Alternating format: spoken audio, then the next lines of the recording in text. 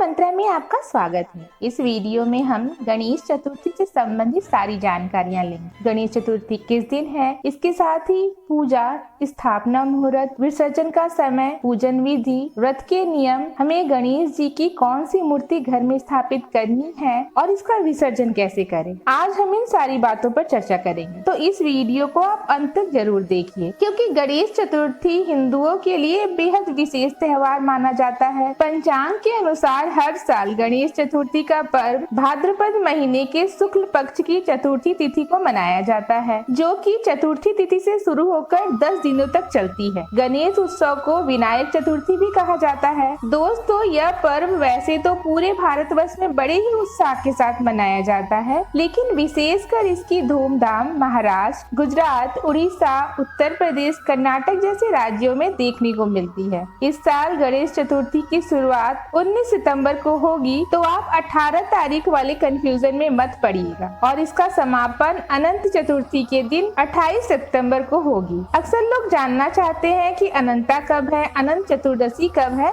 तो ये 28 सितंबर को मनाया जाएगा और इसी दिन आप गणेश जी का विसर्जन भी कर पाएंगे। अब बात करें गणेश जी की मूर्ति स्थापना की, तो बहुत सारे लोग 3 दिनों के लिए स्थापना करते हैं, तो कुछ लोग 5 दिनों के लिए, कुछ लोग 7 दिनों के लिए, तो कुछ लोग पूरे 10 दिनों के लिए स्थापना करते हैं। ऐसे में आप कितने दिनों के लिए भी स्थापना करें, लेकिन आपको विसर्जन अपने अनुसार कर लेना है। वैसे विसर्जन 28 सितंबर को होगा। गणेश चतुर्थी का पर्व भगवान गणेश को समर्पित है, जो कि बुद्धि, समृद्धि, सौभाग्य के देवता कहलाते हैं। भगवान गणेश को गजानन बप्पा, एकदंत, वक्रतुंड, सिद्धि विनायक, गणपति आदि नामों से जाना जाता है। मान्यता है कि गणेश चतुर्थी के दौरान पूरे 10 दिनों तक भगवान कैलाश पर्वत से आकर धरती पर रहते हैं और भक्तों पर अपनी कृपा बरसाते हैं। गणेश चतुर्थी कब है, कैलेंडर के अनुसार, धार्मिक नियम और ज्योतिष विद्या के अनुसार जान लिया जाए तो इस बार यह त्योहार 19 सितंबर को होगा, यानी इसी दिन आपको गणेश जी की स्थापना करनी है, संकल्प लेना है और विधि विधान पूर्वक पूजा शुरू कर देनी है। 10वें दिन 28 सितंबर को आप विधि पूर्वक विसर्जन भी करेंगे। स्थापना का मुहूर्त आप जान लीजिए, क्योंकि बहुत सारे लोग गलती कर जाते हैं। गणेश चतुर्थी के दिन बप्पा की स्थापना अगर आप करना चाहते हैं तो आप इन बातों का ध्यान अवश्य दीजिएगा।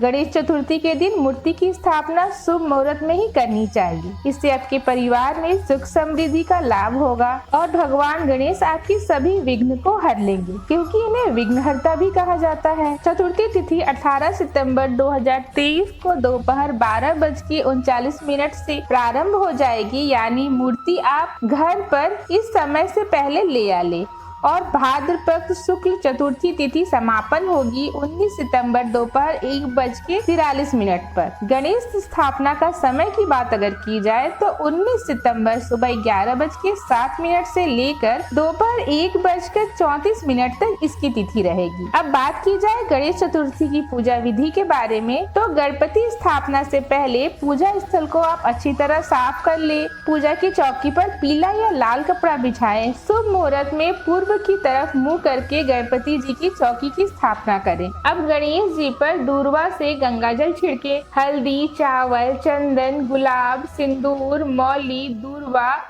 मिठाई, मोदक, फल, फूल, माला अर्पित करें।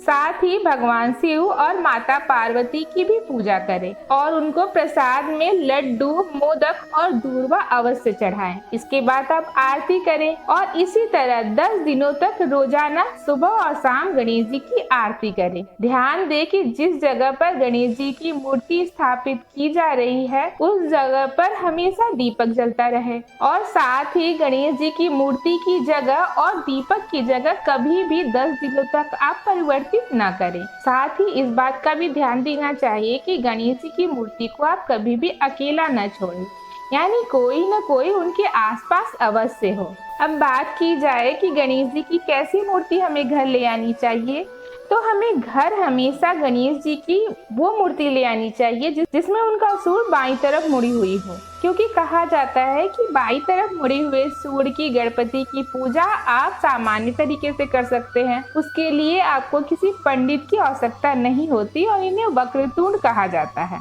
आइए अब हम विसर्जन की विधि जान लेते हैं कि विसर्जन कैसे करना है, चौकी कैसे उठानी है और चौकी पे जो भी सामान रखा हुआ है मैं आपको विसर्जन करने की बहुत ही सामान्य विधि बताती हूँ। देखिए, जिस दिन भी आप गणपति जी का विसर्जन करेंगे, विसर्जन से पहले हमें पूजा करना होता है। पूजा के लिए हमें सबसे पहले हम पूजा स्थल पर जल छिड़केंगे, उसके बाद हम दिया जलाएंगे, उसके बाद हम गणपति जी, रिद्धि सिद्धि माता और सभी को तिलक करेंगे। तिलक करने के बाद हम सभी को फूल या फूलों की माला अर्पित करेंगे। फूल समर्पित करने के बाद हम दुर्वा समर्पित करेंगे। दुर्वा जिसे हम दूब घास भी कहते हैं। गणपति जी को आप दुर्वा अवश्य समर्पित करें। इसके बाद हम उन्हें भोग लगाएंगे। भोग में हम मिठाई लगा सकते हैं, मोदक लगा सकते हैं। साथ ही आप जो भी भोग बनाए हैं बिना लहसुन प्याज के, वो आप गणपति जी को भोग में लगा सकते हैं। उसके बाद हाथ में चावल और फूल लेके गणपति बप्पा से प्रार्थना करेंगे कि हे भगवान, जितने दिन भी आप हमारे घर रहे हैं, हमसे या हमारे परिवार से कोई भी गलती हो गई हो तो उसके लिए हमें क्षमा करें और अगले साल इसी तरह हंसी खुशी से आप हमारे घर दोबारा अवश्य पधारें। इस तरह क्षमा याचना कर आप गणपति जी के चरणों में फूल और चावल अर्पित कर दें। इसके बाद देखिए, जैसे हम किसी मेहमान को घर से बाहर विदा करते हैं तो उसे कुछ खाने के लिए बांध के देते हैं, उसी तरह हम गणपति जी के लिए भी एक रेशम के कपड़े में या सूती कपड़े में कुछ मावे, काजू, बादाम, पिस्ता, मिश्री रख के बांध के उनके हाथ में पोटली बनाकर बांध देंगे और उसे अगर हम पानी या नहर में कहीं भी विसर्जित कर रहे हैं तो वो पोटली थोड़ी देर बाद खुल जाएगी और मछलियाँ उसे खा जाएंगी। और उसके बाद आप मूर्ति को थोड़ा हिला देंगे, कलश को भी थोड़ा हिला देंगे, रिद्धि सिद्धि माता की जो मूर्ति है उसे भी थोड़ा हिला देंगे। अगर आप विसर्जन बाहर किसी नदी या नहर में कर रहे हैं तो ठीक है, लेकिन अगर आप घर में विसर्जन कर रहे हैं तो आप किसी शुद्ध बर्तन में साफ पानी ले लें, फिर उसमें अक्षत, रोली, हल्दी, फूल, गुलाब जल डाल के पानी को तैयार कर लें और उसके बाद हम उसमें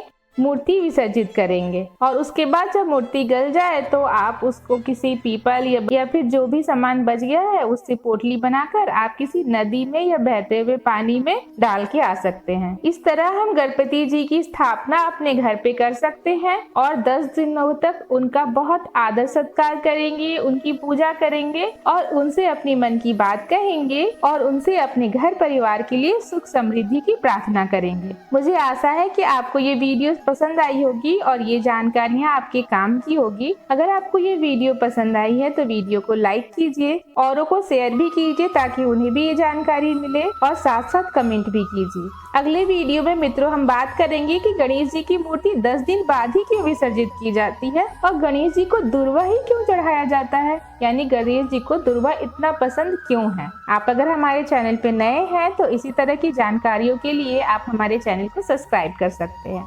धन्यवाद।